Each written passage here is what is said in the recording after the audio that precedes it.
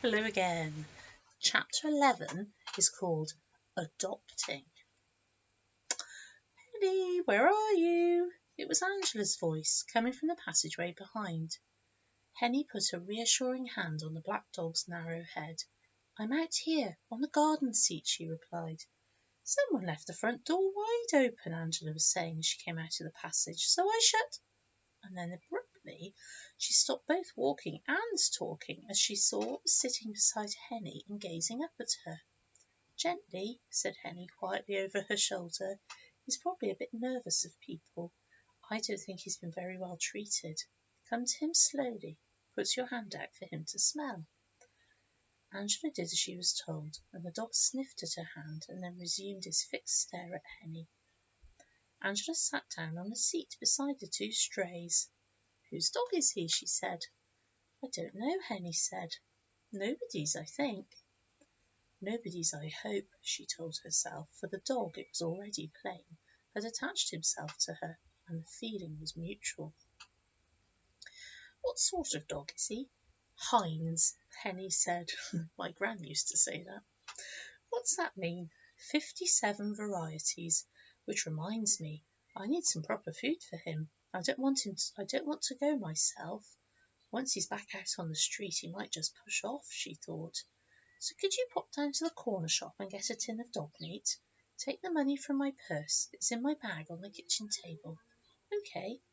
Where are the others, by the way? Barney's reading. The rest are playing a game. Listen then. When you come back, tell them about this dog. Must give him a name, she thought, and get them to come out here, not all together, one at a time, to meet him. After Angela had gone, Henny sat stroking the black mongrel, trying to think what to call him. As he sat beside her, the sweep of his tail, on which she had wished, reminded him of seeing sooty Mr. Podjoy in his van. Of course, that was the answer. Not Podjoy. That would be a silly name for a dog, but Sweep. Angela returned, tin in hand. Shall I go and open it? She said. Oh, not now, said Henny, later. Have you told the others yet? No. Well, look. Get some of those little cheesy biscuits out of the barrel in the dining room. Get one for each of you to offer to him. Come slowly, quietly, tell them. I don't want him scared. So in a little while the good children came out of the garden door one at a time and went slowly and quietly up to the black dog and gave him a biscuit. First Angela, then Barney, then Eleanor, then Rosie. Last of all Rowley appeared, but there was no biscuit in his hand. I thought so, said Angela to Henny, and to Rowley she said, You've eaten it, haven't you? I knew you would. I brought a spare one. Here you are. Here you are, said Rowley to the dog. What's your name? Sweep, said Henny. He's called Sweep. How do you know? Said Barney. Because I just decided to call him that. There's a picture here of all the children. See Henny on the bench, and the children lining up, ready to give Sweep his cheesy biscuits. He's got funny ears, hasn't he? Said Eleanor. He's thin, isn't he? Said Rosie. He is, said Henny. You'd better open that tin, Angela. Seldom can a tin full of dog meat have disappeared so quickly into a dog. They all sat in a row on the garden seat, watching as Sweep threw the meat into himself in a series of convulsive jerks, and then licked the bowl into which Angela had put it until it shone. When at last he raised his head, he looked round at the 6 faces watching him, with a sort of grin on his own, and wagged his thanks. Then he lay down at Henny's feet. Whose dog is he? Said Rosie. I don't know, said Henny. Are you going to keep him? Asked Eleanor. I don't know. I'd like to, Henny thought, but what would George and Mary say? Anyway, he may belong to someone in the town. He may have a perfectly good home of his own. But she felt sure that whatever home he might once have had not been a perfectly good one. He just walked in off the street, did he, Henny? Asked Angela. Yes, he followed me. I think I've seen him before, Barney said. There are quite a few dogs like him in the town, just roaming around. They don't seem to belong to anyone. They pick up scraps of food that people drop, and they poke their noses into dustbins and litter bins. I saw one down by the harbour the other day. One of the boatmen was cleaning fish, and the dog was gobbling up the fish guts. I don't know where they go at nights. I know where this one's going to go tonight, if I have my way, and that's on a rug at the foot of my bed, thought Henny. I bet, said Barney, that if you put Sweet back out on the street, he'd just trot straight off up the town looking for food. I bet he wouldn't, said Henny. How much? 10p. Done, said Barney. Go on, try it. I'll go up to my bedroom and look out over the street and watch what happens. We'll watch too, cried the others, and off they all ran. Barney's right, thought Henny unhappily as she got to her feet. This creature's a nomad, a wanderer, a dog with no fixed abode. Silly of me to think I could just adopt him.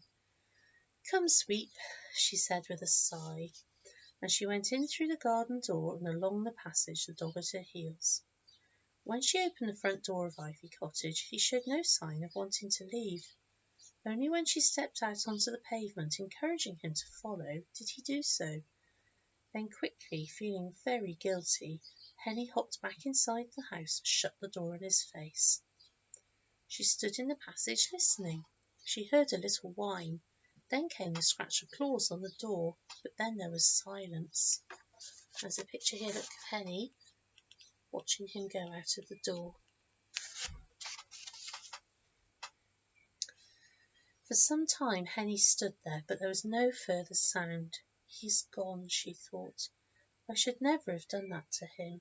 I should have made sure he didn't get out, not until he was much more settled and sure of himself and of me. Now I've lost him. Then she heard the children tumbling downstairs, Barney in the lead with a 10p piece in his hand, which he thrust into Henny's. He's just sitting there on the doorstep waiting, they cried. Shall I open the door? Said Angela, and as soon as she did, Sweep rushed in, making straight for Henny, waggling and wriggling his whole thin body in the joy of being reunited with her. For the rest of that day he stuck to her like a limpet, following her from room to room as she went about the house. He was polite to the children, allowing them to stroke and pat him, but it was plain that it was with Henny with whom he had fallen head over heels in love.